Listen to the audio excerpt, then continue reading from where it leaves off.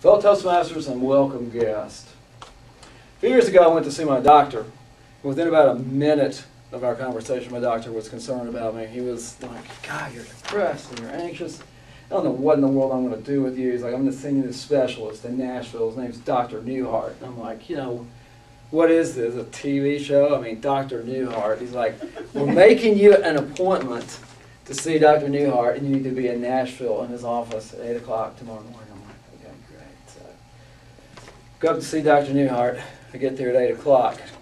And first of all, we'll get to this later, but Dr. Newhart is supposed to be a psychologist, and I guess he was, but he just wasn't your stereotypical psychologist. He was kind of a California surfer dude, bit of a psychologist. What I remember vividly is that for about the next 12 hours, Dr. Newhart treated me and gave me more tests than I believe the CIA gives suspected terrorists. He probed all over my body, and he made me take personality tests, and he talked with, it's like he's trying to break me down. He talked with me for hours and hours and hours. And finally, it's like 9 o'clock at night, Dr. Newhart comes back there, and he goes, dude, he said, I think I figured out what your issue is. And I'm like, okay, great. Okay, dude, you know, let's hear it. Let's lay it on me. What is my issue, man? And he says, dude, you have attention deficit hyperactivity disorder. Some people call this ADHD. And I'm like, okay, let's just hear a little more information, please. What exactly is ADHD? And he goes, well, let's look at it like this. You're on a scale of 1 to 100, and I just interrupt. I mean, it's 9 o'clock at night, and I'm like, hey, is this going to be the school analogy, like where 90 is an A and 60? Yeah, dude, that's the analogy I'm going to use. He goes, well, on that scale, 1 to 100, he said, your ability to concentrate, man, is a 20. And for a second, I felt a little depressed, but then I had instant enlightenment. And I was like, Dr. Newhart. I was like, that's great. And he goes, how's it great, dude? And I said, because 80% of what's out there isn't worth paying attention to anyway. What a blessing this is. Ladies and gentlemen, what I'm going to speak with you about today is that attention deficit hyperactivity disorder and its many blessings. What I'm going to talk with you about is how we as Toastmasters, we as human beings can improve the odds that what we do will be worth paying attention to. I'm going to make 3 points. The first point is we become what we think about all the time. My second point is whatever we put out, we'll get back. And my third point is there's something in the universe, I won't label it now, maybe I'll label it later, that will try and keep us from using point number 1 and point number 2 in a positive way. So point number 1, we become what we think about all the time. Has anyone in here ever listened to this?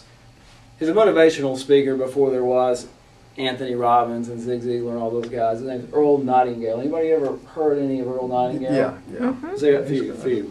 Love Earl Nightingale. I wish I could speak as cool as he can talk. But anyway, the late Mr. Nightingale, I can still hear his voice on tape going, on many things, the great wise men and the great wise women through the ages have disagreed on many points, but on one thing they are all in agreement.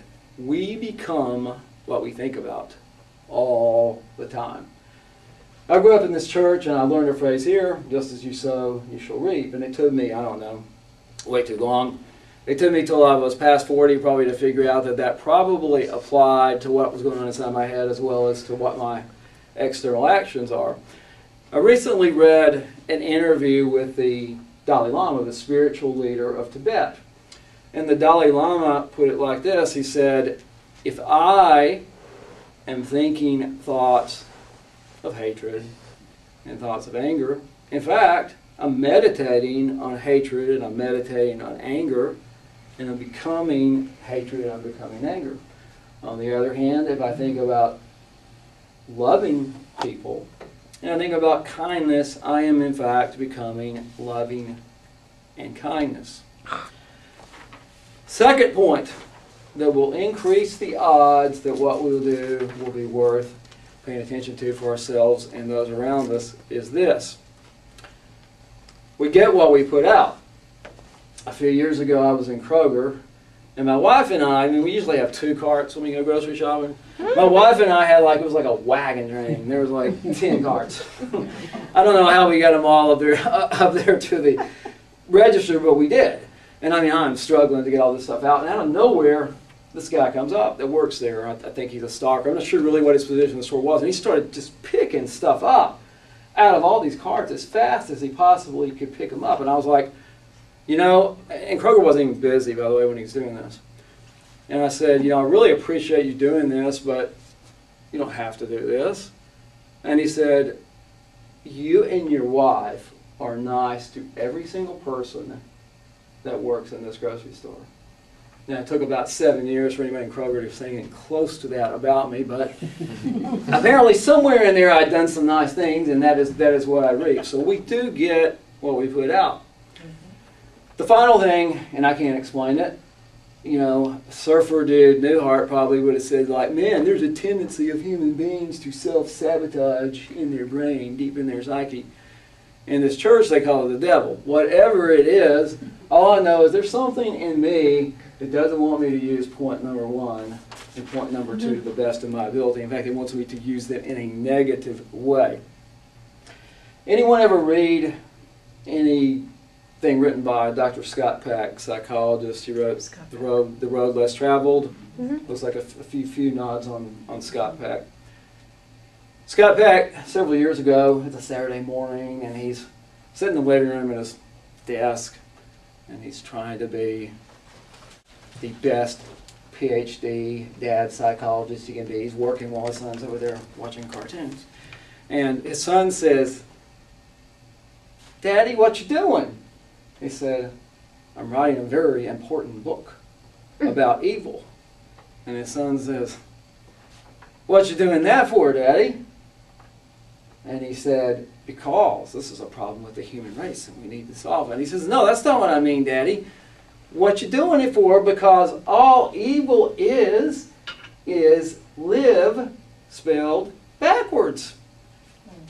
And I think there's several things we can learn in this story. I think what I've experienced is if I think badly of myself or another human being, it is in fact live spelled backwards. It sucks the life out of me. It can suck the life out of somebody else. Second point, we get what we put out there.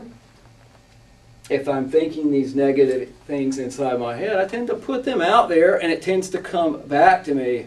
And then point number 3, I don't know exactly what evil is, but it's out there, and a 7-year-old sometimes can figure it out better than a PhD. In fact, when you think about this, here's what for some of us males, I don't have a PhD, but if I did, some of us males who are PhDs, sometimes PhD stands for Please Help Dad. Mr. Toastmaster.